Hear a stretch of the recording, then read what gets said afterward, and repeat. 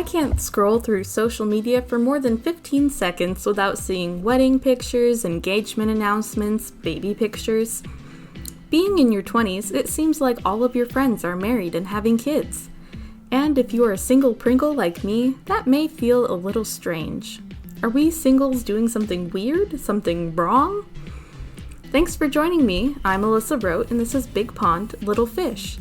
Making your own way in the world may feel like you're a very small fish in a very big, confusing pond. How do you honor God and pursue your calling while navigating the waters of life in your 20s? On this podcast, we're exploring life, career, family, friends, and calling from the perspective of a young Christian fish trying to make a splash in the world's big pond. Welcome to episode 10, Swimming Solo, Embracing Singleness. As people get married later and later in life, many 20-somethings may find themselves single for the entire decade. Today, I want to discuss the special joys and blessings of the single life, making a case for a fulfilling life with or without a significant other.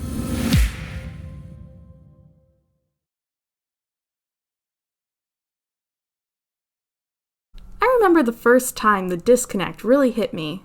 It was about a year ago when I saw two drastically different posts right in a row on social media.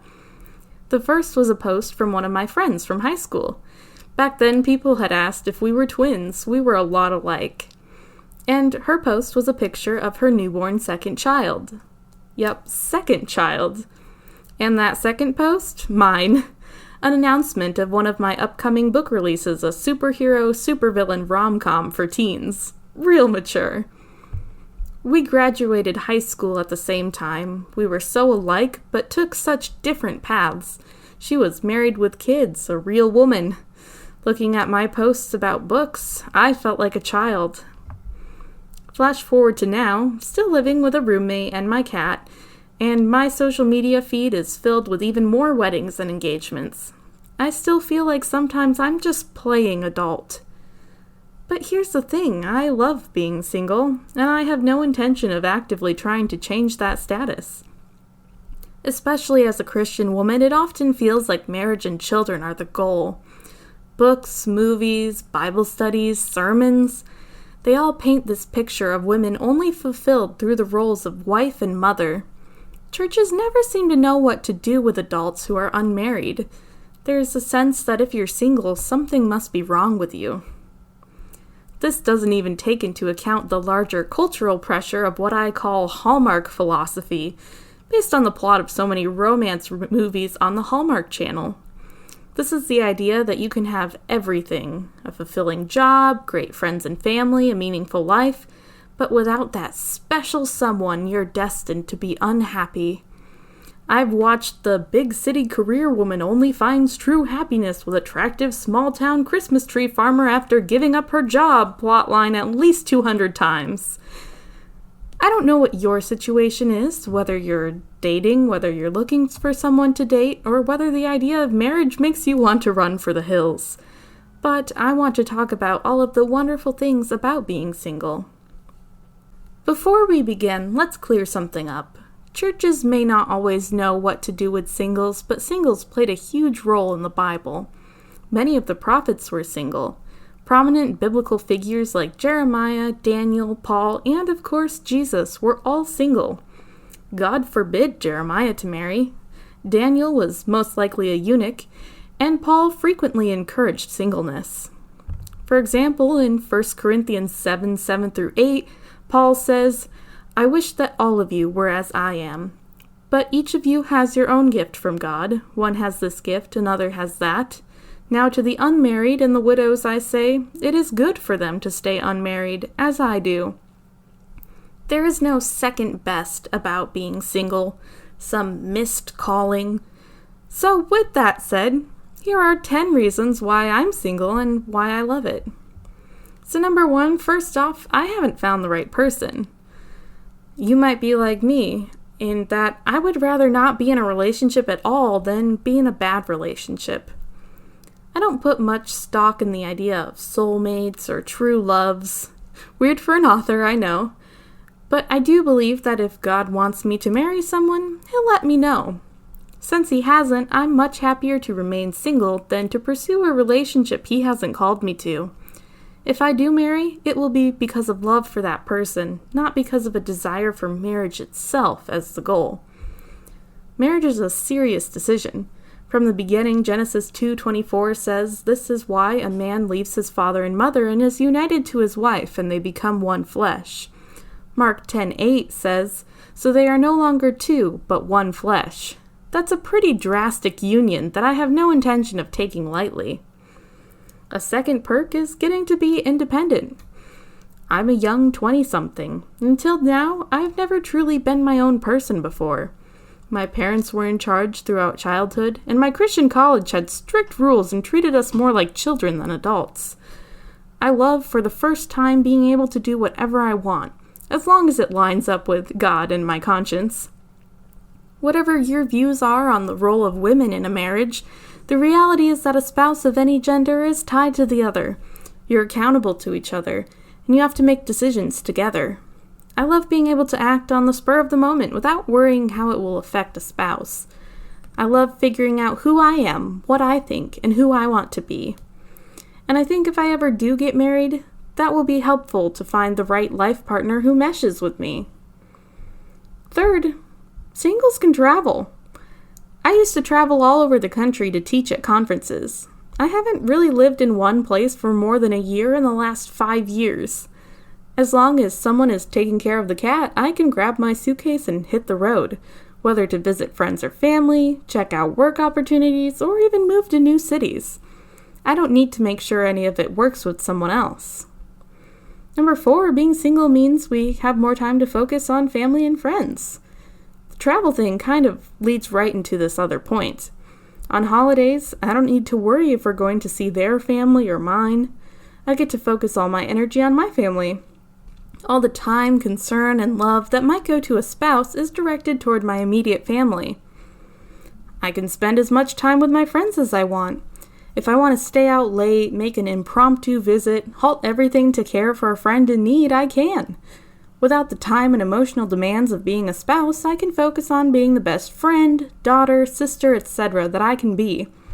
Not that spouses are bad friends or children or anything like that, but it is a lot to balance.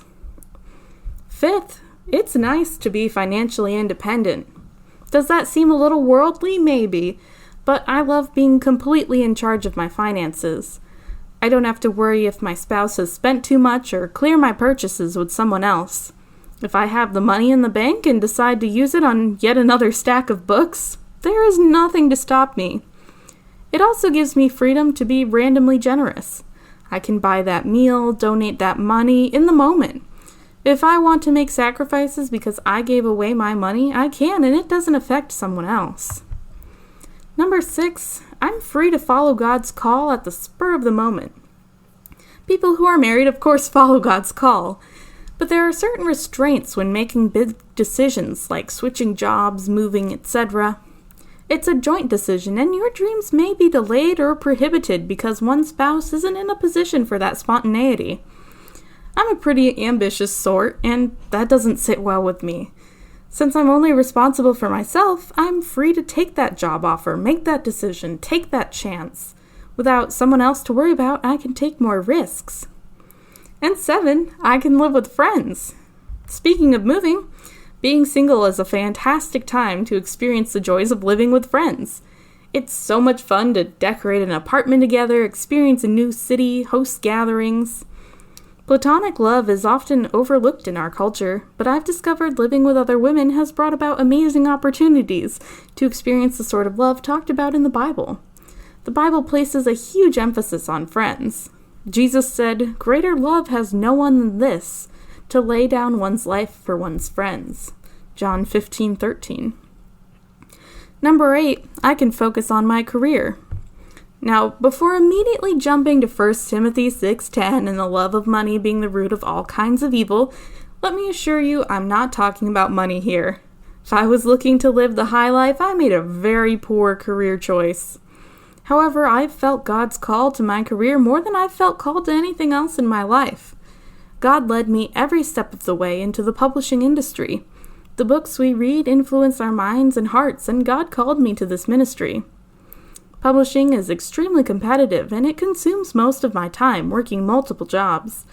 I absolutely love it, but my schedule would be unfair to a spouse, let alone kids. As a single, I'm free to spend all of my time on my calling of writing, editing, and working with books. Number 9, I'm forced to rely on Jesus as my greatest love. It can be easy to make a spouse into an idol. Paul writes about it in 1 Corinthians 7:33-34. Though married couples can certainly focus their hearts fully on Jesus in beautiful ways and work in tandem in ways that singles can't, I don't have to worry about this particular temptation. As Paul says in 1 Corinthians 7:32, I'm free to dedicate myself to Jesus alone. And do check out those passages for more of Paul hyping up singleness. Number 10, and finally, if I ever do get married, I think I'll appreciate it all the more. Since marriage isn't a given for me or an expectation, if God ever surprises me with a spouse, it will be a bonus gift that I think I'll appreciate even more because of the time I spent without a spouse. We tend to be most grateful when we've experienced living without something. Personally, I love being single. I love the freedom, the spontaneity, the opportunity for adventure. Some people are called to marriage and couldn't imagine life without their spouse, and that's great. Maybe you're in the dating pool or you have a significant other, also great. But if not, being single is a beautiful, glorious adventure. So please don't buy the lie that all singles are sad and lonely. People are single for all sorts of reasons. And shockingly, some of us actually want to be single on purpose. Single and married people are both important for the balance of a healthy church body. Speaking of balance, I hope you'll tune in next time for episode 11, Just Keep Swimming, Finding Balance. In the meantime, if you want to connect with me, check out alyssaroat.com, ALYSSAWROTE.com, or check me out on Twitter, Insta, Facebook, or TikTok at Alyssa Roat, ALYSSAWROTE. Until then, enjoy where you're at, single, married, or ready to mingle. Big Pond, Little Fish is a production of Life Audio and the Salem Web Network. If you enjoyed this episode, would you take a minute and leave us a rating and review in your favorite podcast app? It really does help more people like you find the show. You can find all of our episodes of Big Pond, Little Fish by visiting lifeaudio.com. This episode was produced by me, Kelly Gibbons, and Steven Sanders. Special thanks to Stephen McGarvey for his executive oversight. You can find more faith-affirming podcasts like this one by visiting lifeaudio.com.